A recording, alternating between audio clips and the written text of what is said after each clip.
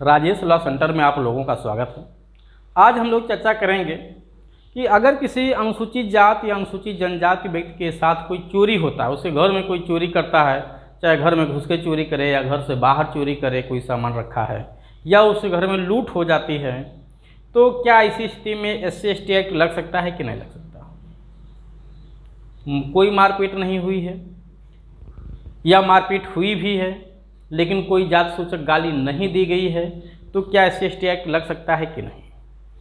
आइए देखते हैं। सबसे पहले 379, 382, 392, 411 का जिक्र मैं किया हूँ।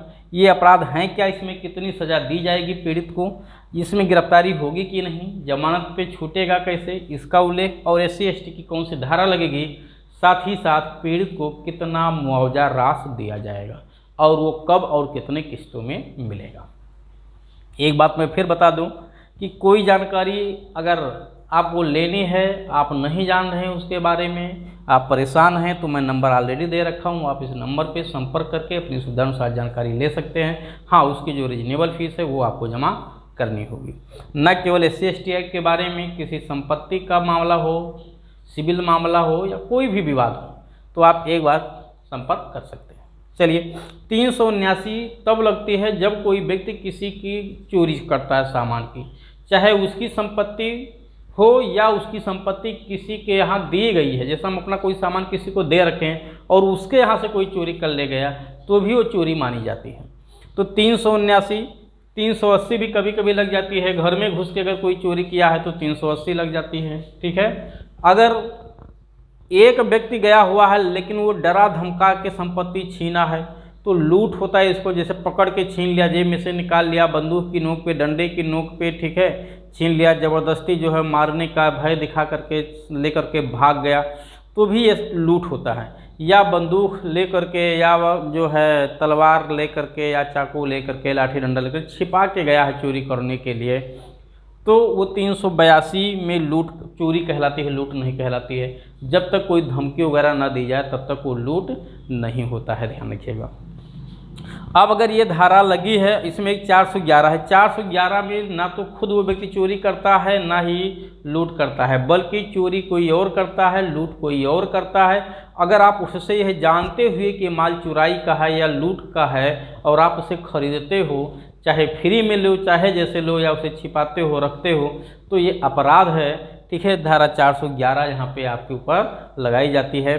तो अक्सर FIR में आप देखेंगे किसी पे 379 लगी है तो 411 भी लगा दी जाती है। क्यों? क्योंकि ये नहीं क्लियर हो पाता है कि वो चुरा के माल लाया है या चोरी का माल प्राप्त किया है। हाँ, अगर आप नहीं जान रहे थे कि माल चुराया है या लूट का है, आप निर्दोष हैं पूर्ण रूप से, तो ये बात आपको कोर्ट में साबित करना होगा और आप बरी हो जाएंगे। लेकिन अगर आपने संपत्ति प्राप्त की है गलत तरीके से, तो या तो आप चुरा के लाए हो या चोरी हुई माल प्राप्त किए हो या कहीं गिरा हुआ था किसी को उठा के ला के रख लियो, कुछ तो उसमें दाल में काला हो ही सकता है। अब प्रश्न ये है कि इसमें सज़ा क्या है। 379 में अगर ये धारा लगती है तो 3 साल तक का कारावास या जुर्माना है, ध्यान रखिएगा। 382 अगर लागू होती है तो इसमें 10 साल तक का कारावास है। और अगर घर में घुस के चोरी की हो तो 380 लगी हुई है तो 7 साल तक का कारावास है। 392 लग गया है, लूट की धारा है। लूट में एक व्यक्ति भी हो सकता है, 2-3 भी हो सकते हैं। अगर संख्या 5 लोग हो गए या उससे अधिक तो ये डकैती बन जाती है।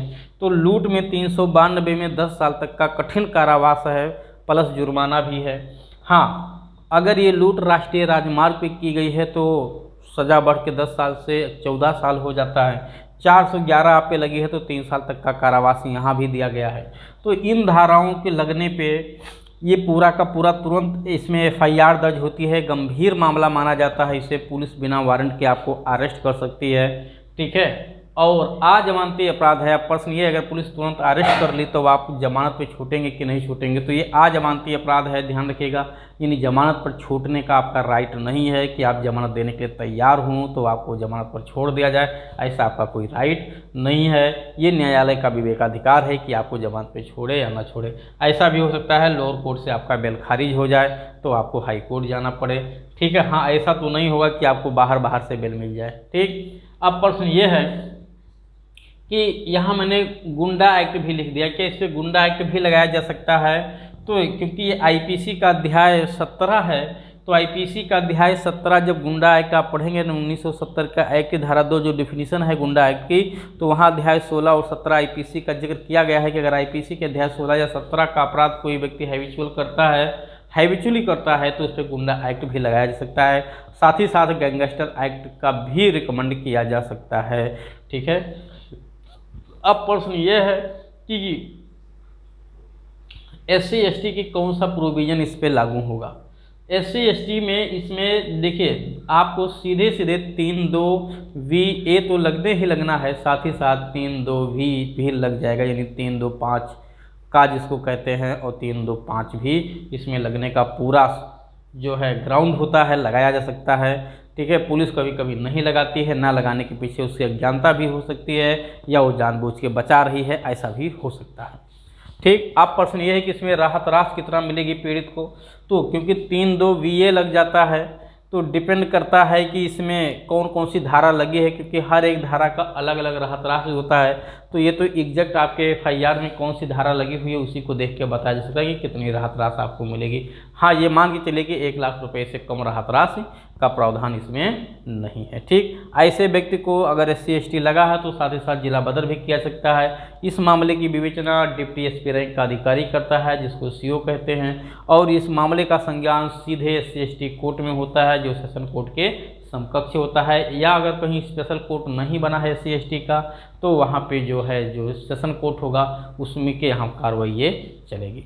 इसके बाद अगर आपके मामले में कोई विलम्ब हो रहा है, नहीं FIR दर्ज हो रही है, कोई भी समस्या आ रही है, तो हर बात तो इस वीडियो में बताना संभव नहीं है। बहुत सारी वीडियोज मैंने चैनल पे डाल रखे, आप वहाँ से देखिए, उसके बाद भी बात नहीं समझ में आती है तो नंबर मैं दे रखा हूँ, आप इस नंबर पर संपर्क करके अपनी सुविधानुसार जानकारी ले सकते हैं। हाँ, किसी निर्दोष व्यक्ति पे फर्जी तरह से FIR नहीं दर्ज करवाना है, लेकिन अगर किसी ने रियल में अपराध किया है तो उसे छोड़ना भी नहीं है, चाहे कोर्ट का चक्कर चाहे जितना लगाना पड़े।